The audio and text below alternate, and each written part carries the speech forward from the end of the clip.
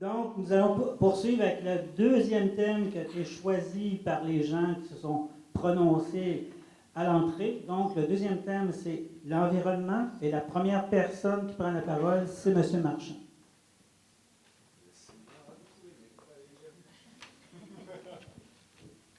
Bon, du tac au tac.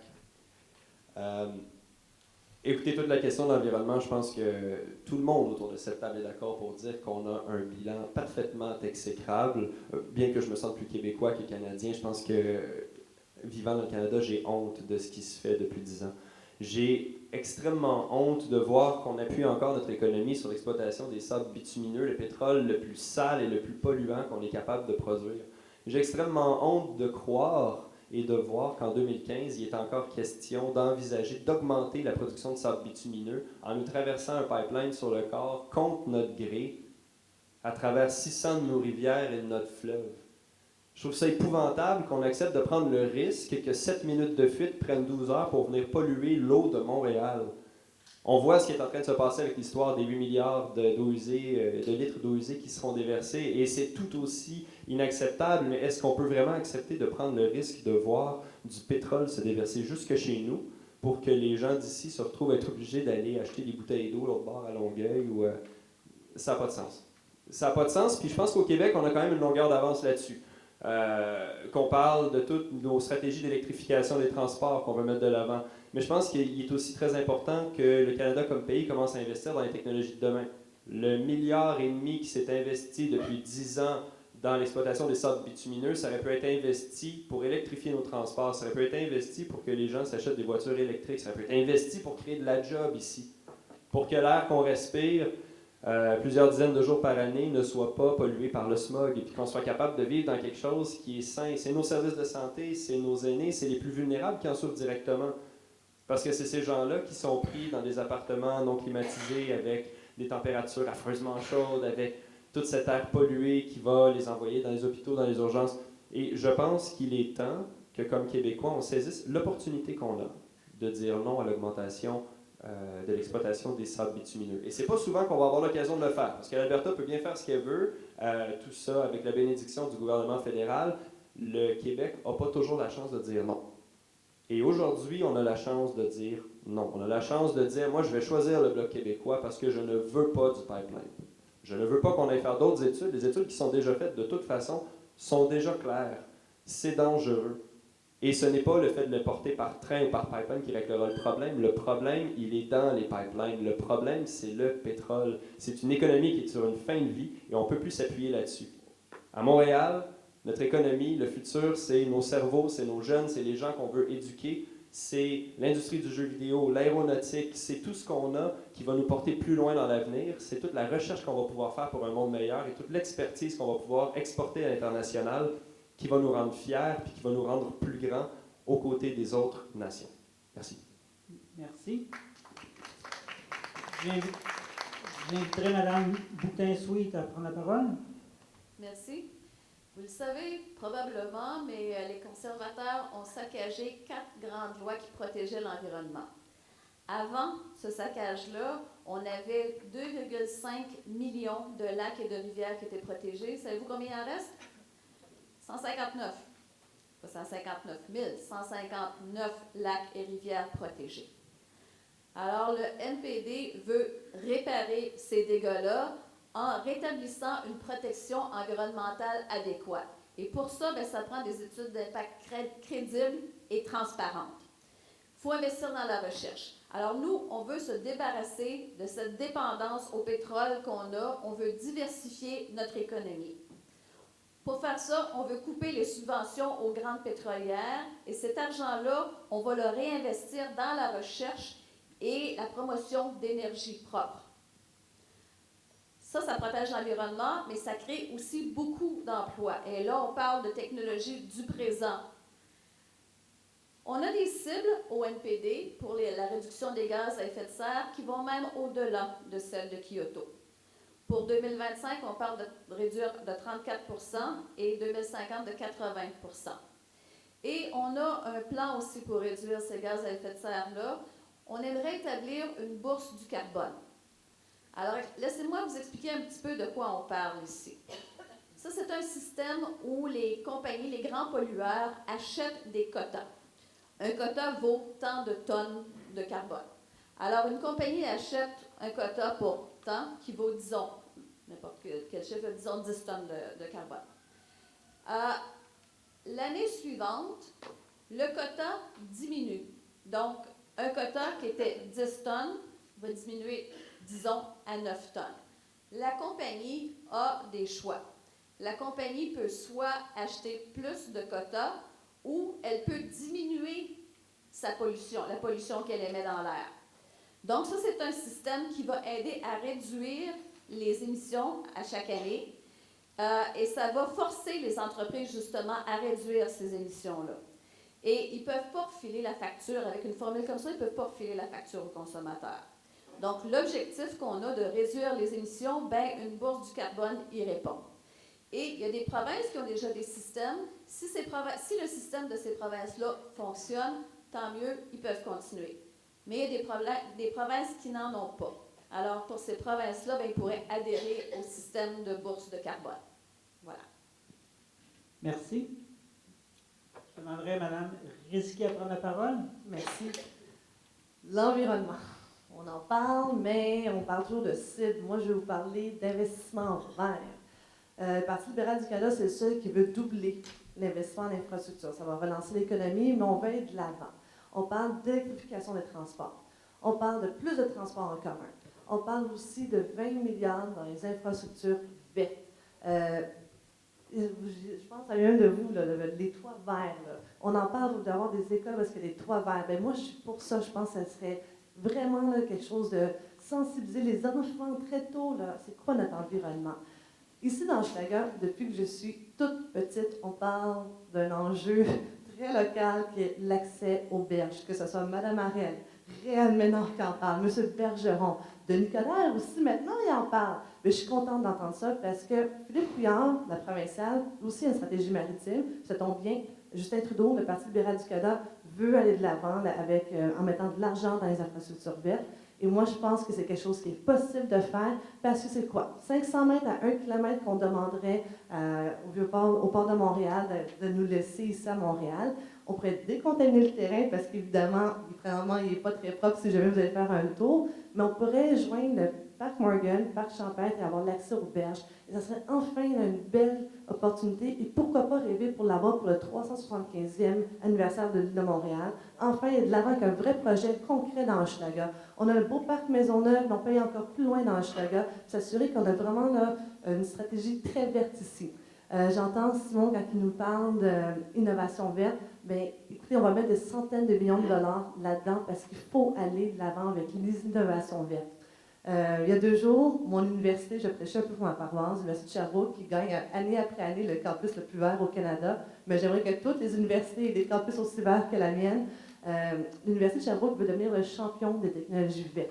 Mais ça prend du financement. Étant donné que nous, on est le seul parti qui ne veut pas équilibrer le budget de M. Harper, on va pouvoir justement aller de l'avant avec notre plan de 125 milliards de dollars. On va pouvoir aller de l'avant pour s'assurer qu'on investit aujourd'hui, pas dans 5 ans, pas dans 10 ans. On va investir aujourd'hui pour être sûr qu'en 2025-2050, le Québec de nos enfants, là, on va être fiers, on va être capable de respirer, puis on ne vendra pas notre eau potable aux Américains. Merci beaucoup. Merci. J'inviterai Mme Dan Deneau à prendre la parole.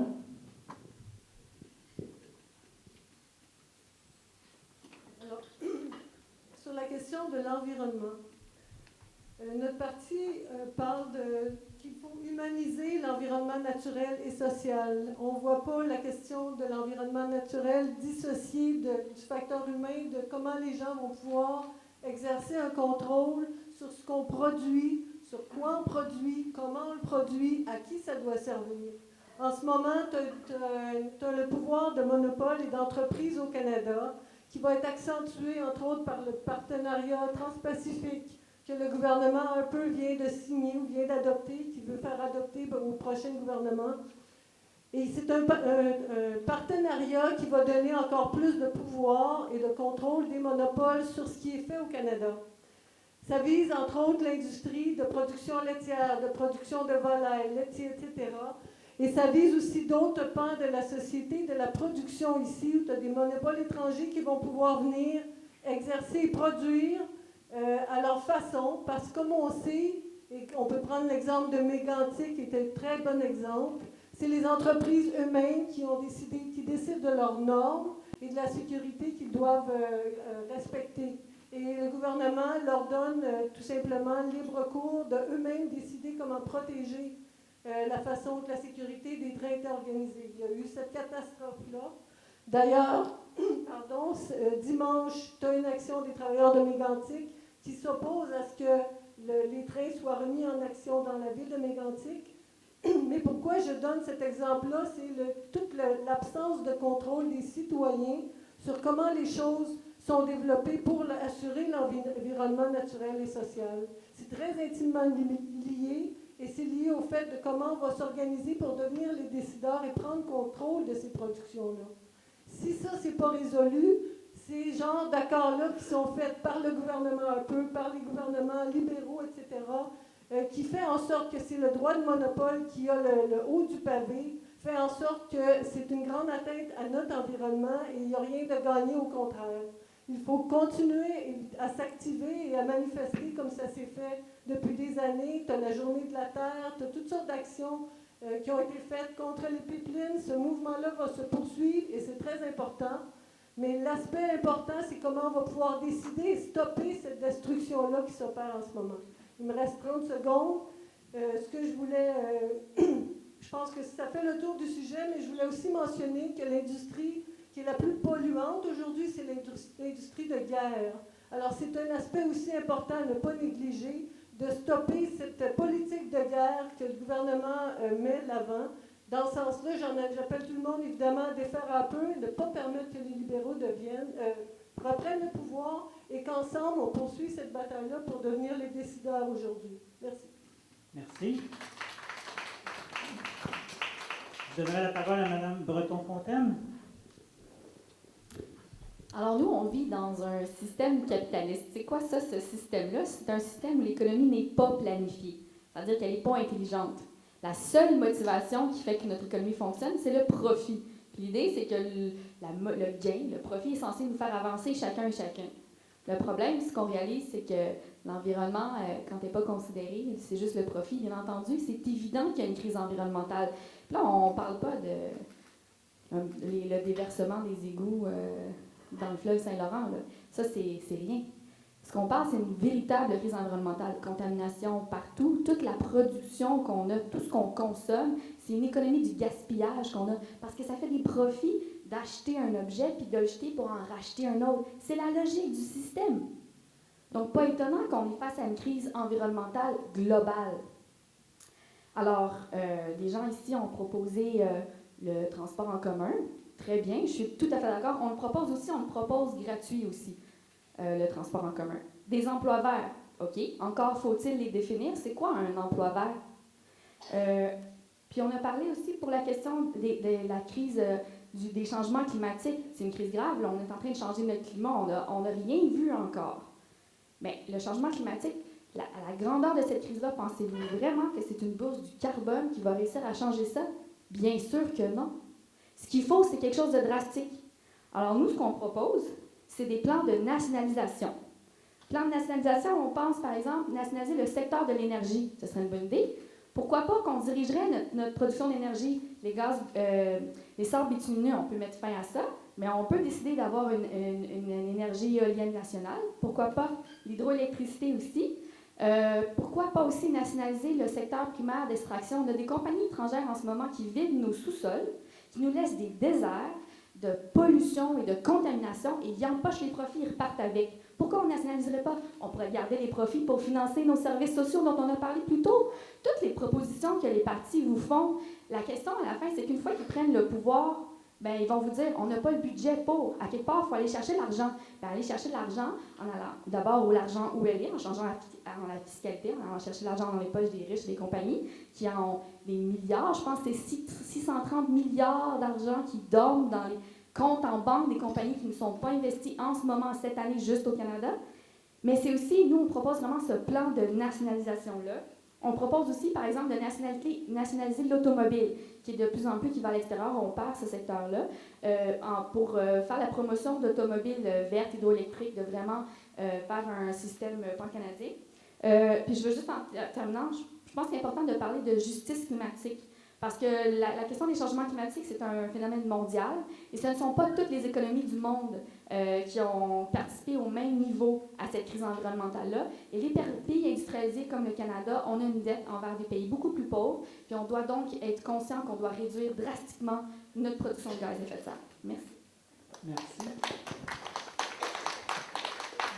J'inviterai Mme Saint-Cerny à prendre la parole.